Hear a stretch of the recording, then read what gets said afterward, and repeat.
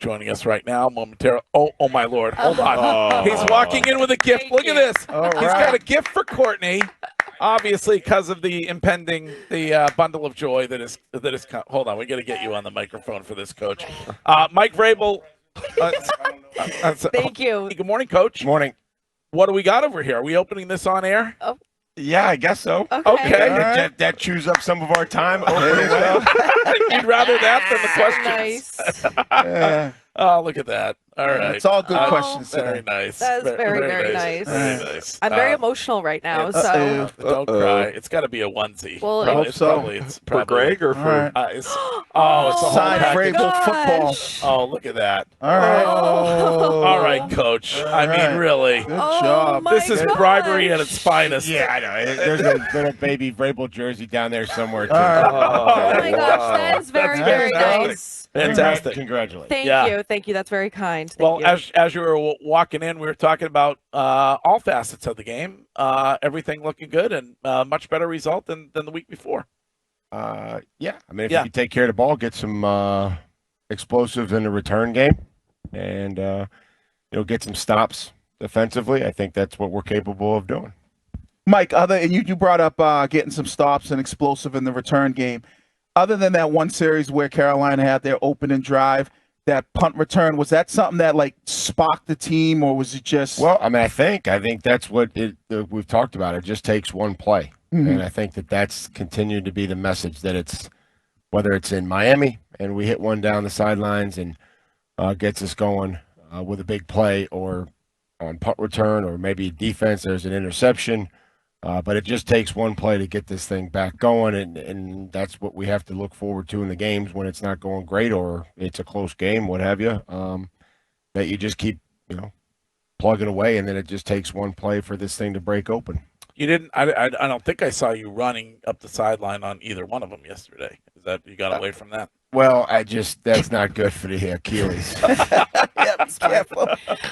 When it comes to lack of turnovers, that's something that's plagued you guys for the start of the season. None yesterday. What changed in practice, if anything? What do you guys focus on in practice, if anything, to ensure that would happen? Well, we focus on it all the time. I think it's just taking care of the football, using great technique, and understanding that everybody else has a role to play as well. They have to protect the guy with the ball, so quarterback's got to make good decisions, and everybody that has it, that's not theirs. They're only protecting it for the play, and then it goes to somebody else. So we have to continue to do that. That has to be a focal point. It's just critical in this league. So you didn't have Ramondre walk around with a football. Ty Law said that's what he used to have to do. Ty Law was a DB, so no, but he used to say that's what all the guys used to do. Yeah, I mean, they don't get hit. I mean, again, I've heard that, but they're not getting hit. That's what he did. And there aren't people coming in and hitting them. So we just want to try to do it, practice it and make sure that it's done with good ball security, that we have two in traffic, and that everybody else is doing their job. So there's a lot of ways to do it. Mike, you talk about ball security, and it is interesting because when you get into that mode of maybe you fumble a couple times, sometimes you'll put two hands on and you'll over-secure it, which takes away from maybe your ability to run after catch or hit holes. How do you make sure that you balance the ball security but still being an aggressive runner? I think that's obviously what the balance is, and we needed to put the fire out this week, so we were able to create some explosives. And but you're right, you can't just sit there and run through with two hands on the football and crouched over on it and gain 3 yards. So, but you also have to take care of it, and I think it was important for us to put the fire out and like you said, continue to still be aggressive with the football in our hands and be able to make yards after the catch or the run. Do you think Drake Maye is ahead of schedule, about where you thought he'd be through 4 weeks? I really didn't have a timetable. I'm not really sure. We're just trying to throw the guy that's open as soon as he is in the progression, and then take care of the football. And when he's not there, use his legs. And I think he's done that at times, and we'll continue to work on it. Do you see a comp between him and Josh Allen? That was the big sort of. No, I'm not big into comparisons. I think you guys know that by now. But if not, we'll keep reminding you. Not big into comparisons. Steph Diggs said that his comfortability within the offense is a 5 out of 10 right now. Is that just how he feels? Then he should study more. Okay. I love this by the way. This is let's go. 5 out of 10. Let's go need get to get going. I'll have to talk to Steph today. You gotta know the playbook inside and out. Yeah, I just didn't know. I If mean, 5 out of 10. I went to Ohio State. It's failing. Yeah, that's not good. I didn't know. Go I didn't ahead. know Sorry, if it, Courtney. no, I just didn't know if it was him feeling comfortable coming back from injury, or if it was how he felt with Drake, or within the offense. I didn't know. Well, again, we'll have to clarify what part of it is 50%. We'll have to have a winning effort, physically, mentally, and whatever the third one was. Yeah. We'll have to bump it up a little bit here to see what's going on. I think the third one's emotionally. Emotionally, Emotionally. we need to be Yeah. we need to be better in all three phases then, because that's not good enough.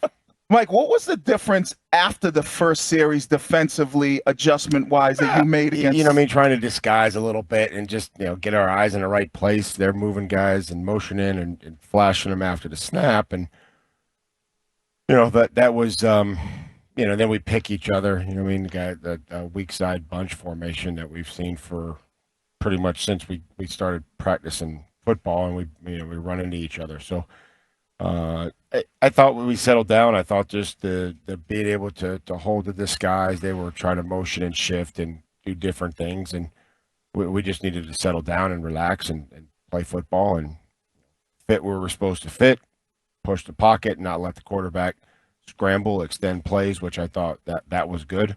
Had a lot of just third down conversion just by scrambling. That can be deflating. Well, that'll be huge this week, obviously, coming up. So did a lot of those things well. You said you spent a couple hours watching film this week on the Carolina kickoffs. You like when it comes to the rule change, the offense, the way that's creating offense opportunities? Yeah, I mean, it does. It's created a play. It's also, you see some of these kickers and the different style of kick that they may want to hit at knuckles and lands and skips. And again, The dirty kick, as you called it. Yeah. Yeah. And so we fielded that one well. We got it to the 40. They called Dell 40 yards from the ball. He kind of, got run over. And in that instance, sometimes they call that holding. But again, it's 40 yards from where the football was. So it's disappointing. But I'm trying to take and say, hey, we fielded it well, everything we practiced, and we didn't look ridiculous with the ball skipping and bouncing all over the place and being inside the 10-yard line. Got it out to the 40, but then obviously the penalty on all those returns really just kill those yardage. What makes Josh Allen such a tough guy to defend?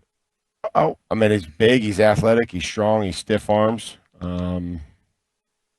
He's good with, obviously he can play quarterback, but then he plays running back, and just a great athlete, great competitor, great play strength. It'll be a huge challenge just to defend him and make sure that one, we are aggressive when we pass rush, and when we do that, we're not loose in those scramble plays out to the right and be ready to defend the stiff arm. It's interesting to bring up the pass rush. Like, when you're going against a guy like that, how much is really being, gap discipline versus, trying to go get him because he can make so many plays and almost like keep him in the pocket? There's a balance. Yeah. There's a balance there to some of these athletes, and, you have to be able to go rush and try to affect them, and then also maybe build in. And then again, we want it to be relentless and coordinated. I think that's something that we talk about, is you have to be coordinated, but also relentless in the pass rush and not really just stand there. That's not going to do anything either. Hunter Henry had a great game yesterday. Has he become the leader in this locker room? I don't think he's the only leader. I think he's certainly, a leader. He's a veteran player who's had success that's very consistent. So I think, that would help him to be a leader. So I think he's one of them, and he's gotten off to a good start. One of the areas that, I think we all had concern coming into the season this year was the offensive line. And it looks like, they're doing a tremendous job. I know I thought I saw Wilson wasn't in at left guard. I don't know if there's an injury thing, but talk about the offensive line and what they've been able to do when it comes not only protecting Drake Maye, but obviously what they do in the run game, what they've been able to do through the first 4 games. Yeah, Ben stepped in for Jared, and Ben's been working extremely hard. Has worked at center and guard throughout camp, and played a little bit last year for the Patriots, and so he stepped right in. I thought he played well. I thought he played great play demeanor, great push, and the ability to protect and some of these sacks are a little misleading. It just goes in as a sack, and then you go back and watch them. You're like, oh, Drake scrambled and ran out of bounds for no gain, and that's a sack. Right. So again, but there's other ones, and so I don't get too caught up in that. But as long as we're trying to create a good pocket, when we are behind, when we're not moving the launch point, that's firm in the middle, and that we're able to run the edge guys by, and that we're not getting beat inside, or we're not loose inside, because then the quarterback and the timing gets broken down, and they have to, step and avoid, and now their eye sometimes goes down, doesn't stay on the receiver or the routes, and so when we can do that, which they have, and again, they're working extremely hard, on third down. There's games every week. There's loaded fronts. There's mug fronts, and guys are twisted, and you have to work with the guy next to you to protect them, because these guys are trying to come and pick, and you have to flatten out the penetrator. So those are things that they're working extremely hard on, and it's good to see some of that translate. I used to be firm in the middle. Okay. How long we known this guy? Never been firm in the middle. He has a mugshot that does not look very firm in the middle. We've seen this guy. He's doughy. You teased a big parody question. Oh, yeah. I was going to ask you about that. But because as fans, I look at it and go, there's a lot of parity in the NFL. And I wonder, as a coach, do you kind of utilize that and saying, hey, listen, it's wide open. If we play the way we're supposed to play, we can play with anybody. I know, I feel like it was a little different when New England was successful back in the days. It was very difficult to beat them, and they seemed like they were ahead of everybody else. But I don't see a team like that in the NFL, and I wonder if that's a message that you give to the players at times. Well, the message is that you have to play good to give yourself a chance to win, and if you play bad, you're guaranteed to lose. That's the message, and we believe that we can play with anybody when we do the things the right way, and play to our identity and play complementary and all those things. So, that's the National Football League. I don't think that that's any surprise on how you try to win. And going on the road is going to be even more difficult in handling that environment and being able to operate offensively in that environment. All right, Coach. Get to talk to Mark Wahlberg at all yesterday? Nope. No. I did not see that. No, we didn't cross paths. All right. Top 3 favorite Wahlberg films before you go? Departed count. Yeah. Departed. There you Fantastic. go. That definitely counts. Do you prefer The Departed over The Town, or do you think The Town is a Point flip. Point flip on him? Yeah. Yeah. All right. That's Mike Vrabel, head coach of the New England Patriots, Thank you. on with us every single Monday.